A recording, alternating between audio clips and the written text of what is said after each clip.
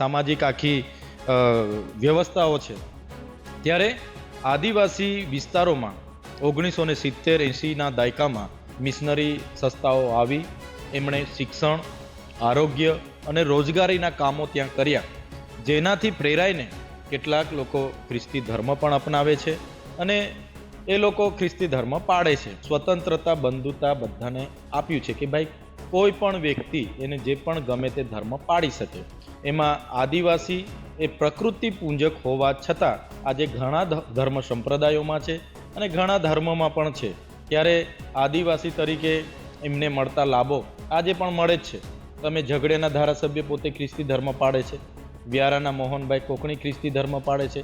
વાત પહેલા હિન્દુ મુસ્લિમ હતી, હવે હિન્દુ ખ્રિસ્તી કરીને આદિવાસીને વચ્ચે પીસવાની વાત છે. ગુજરાતની અંદર ખાસ કરીને ધર્માંતરણનો મુદ્દો જો ઉઠતો હોય તો એ આદિવાસી વિસ્તારમાંથી જ ઉઠતો હોય છે. થોડા સમય પહેલા જ ડાંગ વિસ્તારનો પણ આ મુદ્દો ભારે ચર્ચામાં હતો. ત્યારે તાજેતરની અંદર એક સંગઠન છે તેઓ દ્વારા રજૂઆત કરવામાં આવી હતી પ્રાંત અધિકારીને ડેડિયાપાડા ખાતે, અને રજૂઆત એવી કરાઈ છે કે ધર્માંતરણ કરવામાં આવે છે અને એ મુદ્દેને લઈને જે ચર્ચાઓ થઈ છે, ત્યારે ડેડિયાપાડાનો જે વિસ્તાર છે એ વિસ્તાર ડેડિયાપાડાના ધારાસભ્ય ચેતરભાઈ વસાવાનો મત વિસ્તાર છે, આમ આદમી પાર્ટીના ધારાસભ્ય છે. ત્યારે તેમની સાથે ખાસ વાતચીત કરીશું. ચેતરભાઈ, ખાસ કરીને જે પ્રાંત અધિકારીને જે રજૂઆત થઈ છે એ મુદ્દે શું તમને જાણકારી મળી છે અને ધર્માંતરણ થાય છે કે નહીં તમારા વિસ્તારમાં? એક મીડિયાના મારફતે મને જાણવા મળ્યું છે કે રાષ્ટ્રીય સ્વયંસેવક સંઘ એટલે કે RSS પ્રેરિત રાષ્ટ્રીય આદિજાતિ મંચ દ્વારા ગત રોજ મારા ડેડિયાપાડાના SDM સાહેબને એક આવેદનપત્ર આપીને નાતાલના કાર્યક્રમો રોકવા અને ધર્માંતરણ રોકવા બાબતની રજૂઆત કરવામાં આવી છે. ત્યારે એ લોકોએ આદિવાસીના ઇતિહાસ વાંચવો જોઈએ. આદિ એટલે આદિ અનાદિ કાળથી વસનારો, એ આદિ અને વાસી એટલે આદિવાસીનું અર્થઘટન આ થાય છે, આદિ અનાદિ કાળથી વસનારો. આદિવાસી એ હજારો વર્ષથી આ ધરતી પર છે, અહીંયા છે. ધર્મપૂર્વી આદિવાસીની પોતાની સંસ્કૃતિ છે, પોતાના લો છે, પોતાની સામાજિક આખી વ્યવસ્થાઓ છે. ત્યારે આદિવાસી વિસ્તારોમાં 1970-80ના દાયકામાં મિશનરી સંસ્થાઓ આવી. એમણે શિક્ષણ, આરોગ્ય અને રોજગારીના કામો ત્યાં કર્યા, જેનાથી પ્રેરાઈને કેટલાક લોકો ખ્રિસ્તી ધર્મ પણ અપનાવે છે અને એ લોકો ખ્રિસ્તી ધર્મ પાળે છે. ત્યારે ભારતનું બંધારણ એ ધર્મનિરપેક્ષતા અને સ્વતંત્રતા, બંધુતા બધાને આપ્યું છે કે ભાઈ કોઈ પણ વ્યક્તિ એને જે પણ ગમે તે ધર્મ પાળી શકે. એમાં આદિવાસી એ પ્રકૃતિ પૂંજક હોવા છતાં આજે ઘણા ધર્મ સંપ્રદાયોમાં છે અને ઘણા ધર્મમાં પણ છે. ત્યારે આદિવાસી તરીકે એમને મળતા લાભો આજે પણ મળે જ છે. તમે ઝઘડેના ધારાસભ્ય પોતે ખ્રિસ્તી ધર્મ પાળે છે, વ્યારાના મોહનભાઈ કોકણી ખ્રિસ્તી ધર્મ પાળે છે, તો આદિવાસીના અનામત પરથી ચૂંટણી લડે જ છે. તો વાત પહેલા હિન્દુ મુસ્લિમ હતી, હવે હિન્દુ ખ્રિસ્તી કરીને આદિવાસીને વચ્ચે પીસવાની વાત છે. એટલે મારે સૌ લોકોને વિનંતી છે કે ભાઈચારાની ભાવના તરીકે, માનવ ધર્મ તરીકે બધાએ સાથે રહીને એકબીજાને સન્માન આપવું જોઈએ કે નહીં કે કોઈનો વિરોધ કરવો જોઈએ. આદિવાસી એ વર્ષોથી એની સંસ્કૃતિ, હડપ્પા મોહનજો-દડોની સંસ્કૃતિનો ઇતિહાસ વાંચજો, સિંધુ ખીણની સંસ્કૃતિ વાંચજો. એ તો સૂર્ય, ચંદ્ર, નદી, પહાડો અને વાયુને પૂંજનારો છે. એક ગામદેવથી હિમાલય દેવ, વાઘદેવ અને ગમાણદેવ, નંદુરિયો દેવ જેવા દેવોને પૂંજનારો છે. આજે પણ એ નદીઓને માતા માને છે, પેડને પણ આજે પૂંજે છે અને ભૂમિ, ગગન, વાયુની પૂંજનારો પ્રકૃતિ પ્રેમી આદિવાસી છે.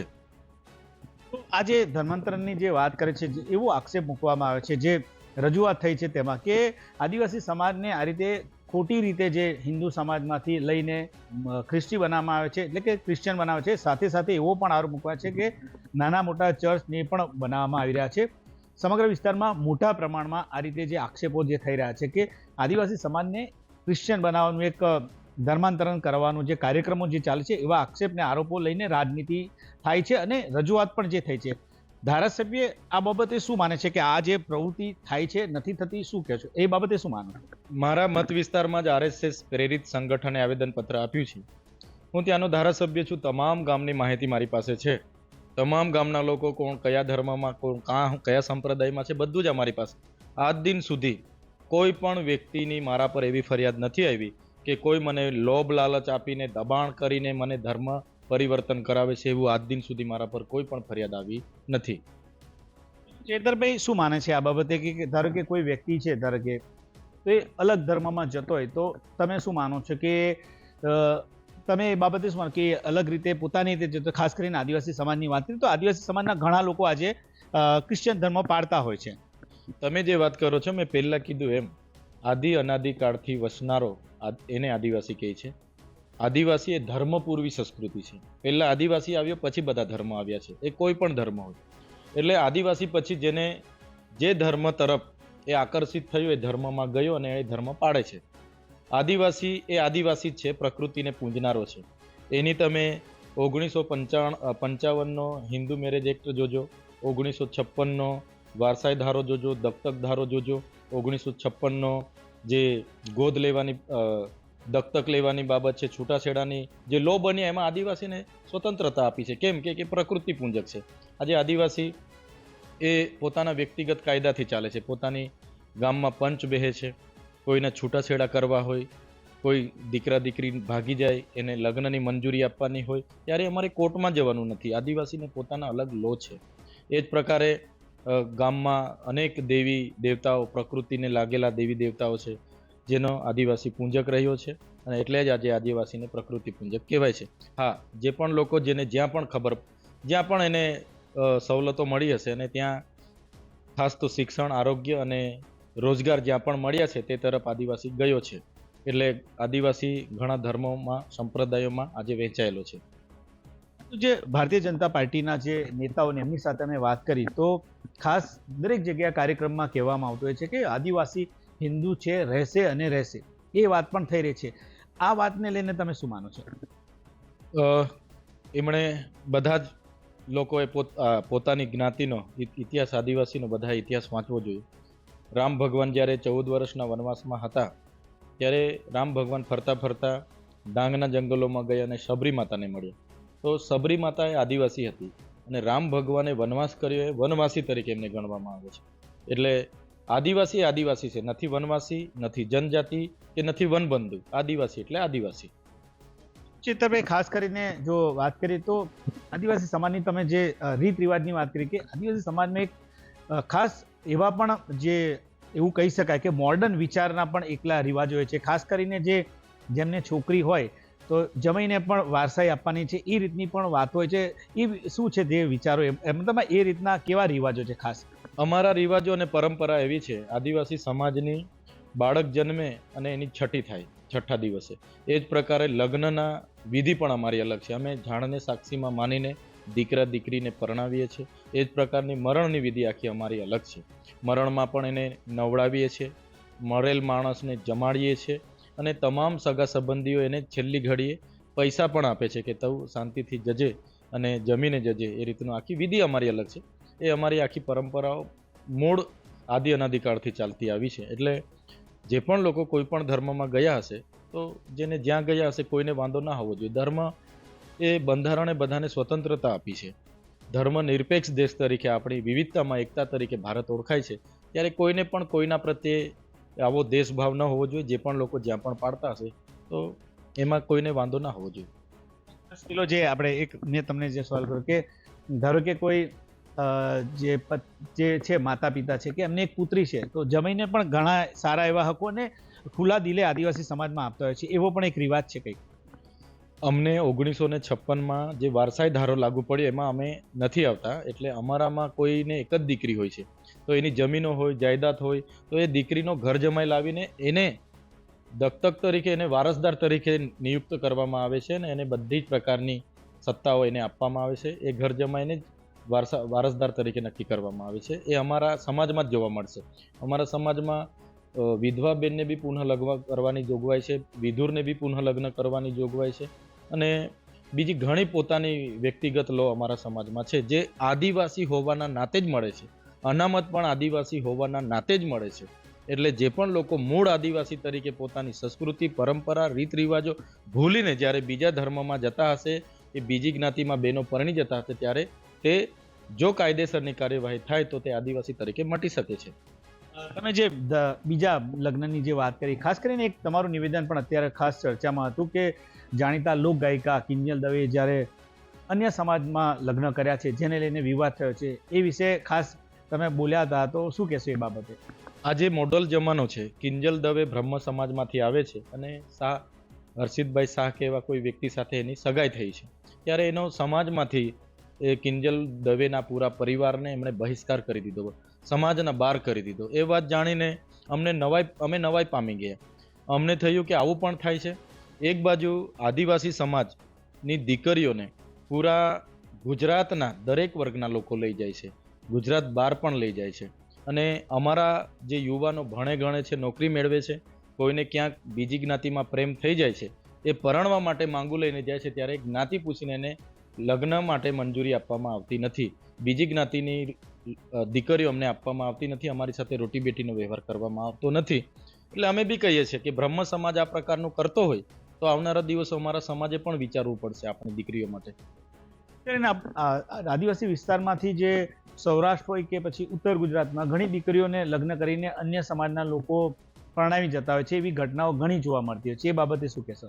જે આદિવાસી સમાજની બેન દીકરીઓને પરણાવીને બીજી જ્ઞાતિમાં લઈ જવામાં આવે છે, જેમ કે સૌરાષ્ટ્ર હોય, કચ્છ હોય, રાજ્ય બહાર પણ લઈ જવામાં આવે છે. એમાં હું બધાની વાત નથી કરતો, એમાં કદાચ 30-40% દીકરીઓ ત્યાં સુખી પણ હશે અને બીજી દીકરીઓ ત્યાં મન મેળાપ કરીને રહેતી પણ હશે. પણ એવા 20% કિસ્સાઓ એવા છે કે આદિવાસી હોવાના નાતે ત્યાં ગામ લોકો કે ત્યાંનો એમનો સમાજ, એમનો પરિવાર આજે પણ એક્સેપ્ટ નથી કરતો. એવી દીકરીઓ પણ ઘણી અમારા ત્યાં રજૂઆત માટે આવે છે કે સાહેબ, અમે તો પરણીને ગયા 2 મહિના 3 મહિના થયા, પણ અમને કોઈએ ઘરમાં સ્વીકાર્યા નહીં, તો અમે ઘર છોડીને પાછા આવતા રહ્યા છીએ. એવી પણ ઘણી દીકરીઓ અમને મળે છે. એટલે આવું પણ અમારી દીકરીઓ સાથે થાય છે. પરણીને ગયા પછી પણ એમની સાથે ભેદભાવ થાય છે અને બાદમાં 5 મહિના 6 મહિના એમને એ ઘર છોડીને પાછું આવતું રહેવું પડે છે. એટલે કે અન્ય જ્ઞાતિમાં જે લગ્ન કરવામાં આવે તો આદિવાસી સમાજની દીકરીઓને પણ તકલીફ પડતી હોય છે, એવું તમે માનો છો?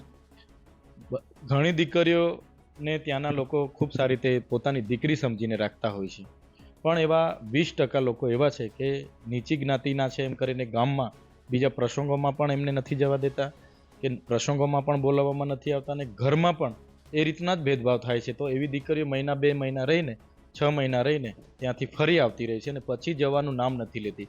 અમે પૂછીએ છીએ ત્યારે અમને એમની આપવીતી અમને જણાવે છે કે અમને આદિવાસી હોવાના નાતે ત્યાં અમને એક્સેપ્ટ નહોતા કરતા, એટલે અમે ત્યાંથી આવતા રહ્યા છે અને હવે મારે ત્યાં જવું નથી, એવું દીકરીઓ મને ઘણી લોકોએ કીધું છે. તે જોડાયા હતા, તેમને ખાસ આજે વાત કરી. આમ જોવા જાય તો એક સંવેદનશીલ મુદ્દો કહી શકાય કે લગ્નની વાત હોય કે પછી સમાજની વાત કે ધર્મની વાત હોય, કારણ કે લગ્ન હોય કે કોઈ યુવતીની વાત હોય કે પછી સંપ્રદાયની વાત હોય, એ મુદ્દા બહુ સેન્સિટિવ મુદ્દા કહી શકાય. એ મુદ્દાને લઈને આપણે ચર્ચા એટલા માટે કરી રહ્યા છીએ કે ધારાસભ્ય ચેતર વસાવા ડેડિયાપાડાના ધારાસભ્ય છે, એમના જ વિસ્તારની અંદર જે ધર્માંતરોનો મુદ્દો ઉઠ્યો છે અને સાથે સાથે જે દીકરીઓના મુદ્દે પણ તેમને વાત કરી છે. ચેતરભાઈને એક સવાલ પૂછી લઈશું. ચેતરભાઈ, હિન્દુની જે વાત કરવામાં આવે છે કે આદિવાસી સમાજ હિન્દુ છે કે નહીં, હિન્દુની વાત જે છે એ બાબતે તમે શું વિચારો છો કે આ બાબત? આજે પણ હું એક જવાબદાર ધારાસભ્ય તરીકે, આદિવાસીના નેતા તરીકે આદિવાસીના ઇતિહાસની વાત સ્પષ્ટપણે કેમ છું.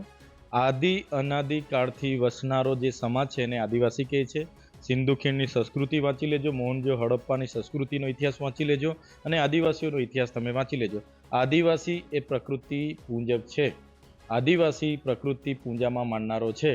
એટલે આદિવાસી તરીકે ઘણા લોકો એ અનેક ધર્મ તરફ આકર્ષાયા છે અને ઘણા સંપ્રદાયો તરફ આકર્ષાયા છે અને ધર્મ સંપ્રદાય પાળે છે અને બંધારણમાં એ પ્રકારની જોગવાઈ છે, એટલે બધા પાળે છે. છતાંય આદિવાસી તરીકે મળતો નથી, આદિવાસી તરીકે ચાલુ હોય છે. તમને આગળ કીધું એમ ધારાસભ્ય ખ્રિસ્તી છે હોવા છતાં આજે અનામત બેઠક પરથી ચૂંટાયેલા છે અને ભાજપના ધારાસભ્ય છે. શરૂઆત તો ત્યાંથી જ કરો ને તમે. દિલમાં કે જે ભારતીય જનતા પાર્ટીના ઝઘડિયાના ધારાસભ્યની તમે વાત, ઝઘડિયાના ધારાસભ્ય છે, વ્યારાના મોહનભાઈ કોકણી છે, પોતે ખ્રિસ્તી ધર્મ પાળે છે અને અનામત આદિવાસીની અનામત બેઠક પરથી ચૂંટાય છે. આવી વાત જે કરતા હોય છે તેમને લઈને તમે શું માનો છો? જે આવી વાત જે કરતા હોય છે એ માત્ર ને માત્ર જાતિ અને ધર્મની વચ્ચેની લડાઈ પેદા કરવાનું અને એ લડાઈ પેદા કરીને રાજનીતિ કરવાની વાત છે. આ જે સંગઠને આવેદન આપ્યું છે એ રાષ્ટ્રીય સ્વયંસેવક સંઘ RSS પ્રેરિત રાષ્ટ્રીય આદિજાતિ મંચ દ્વારા આપવામાં આવ્યું છે. એ વિવાદ ઉભા કરવા માટે નાતાલનો કાર્યક્રમ છે, હમણાં લગભગ 1 દિવસ પછી નાતાલ છે, તો એ નાતાલના તહેવારમાં એક વર્ગ વિગ્રહ ઊભો થાય એના માટેનું આવેદન આપ્યું છે. તો આ હતા આમ આદમી પાર્ટીના ધારાસભ્ય ચેતરભાઈ વસાવા. તેમને તમામ મુદ્દે આપણી સાથે વાતચીત કરી છે. નરેન્દ્ર પેપરવાલા, ગુજરાત તક, નર્મદા.